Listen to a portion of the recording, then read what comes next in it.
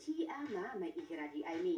Tričká s potlačou sa tešia veľkej obľúbe už mnoho rokov. No nie mnoho rokov aj vydržia. Dnes teda idem za vás vyskúšať, čo robiť v prípade, keď potlač na tričku už má tie svoje najlepšie časy za sebou, no vy sa ho nechcete vzdať. Ideme tú poplaskanú potlač skúsiť opraviť. A predstavte si to len za pomoci odlakovača na nechty. Jedinou podmienkou je, že musí obsahovať čo najviac acetónu. Potom ešte budem potrebovať odličovacie tampóny, papier na pečenie a žehličku. No a postup je veľmi jednoduchý.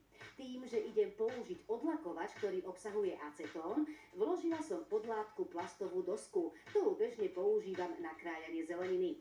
A to je preto, aby odlakovač zbytočne nevsiakol aj na druhú stranu trička. Potom som na tampón naliala odlakovač, pričom som ním vôbec nešetrila. Po praskanej potlači ho doprajte naozaj dostatočné množstvo a poriadne ho do problematických miest zapracujte. To znamená, že tampón na danom mieste chvíľu ponechajte, aby mal šancu farbu rozleptať.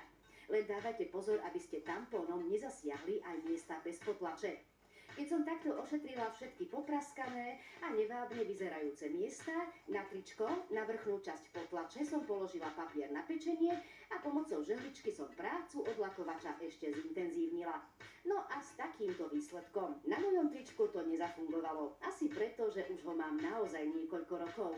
Tak som ten istý postup zvolila pri dcérinom tričku, ktoré si kúpila asi pred rokom. A s takýmto výsledkom, pozrite, veď vyzerá úplne ako nové. Pre porovnanie som tento trik vyskúšala len na istej časti trička, takže naozaj vidíte ten rozdiel.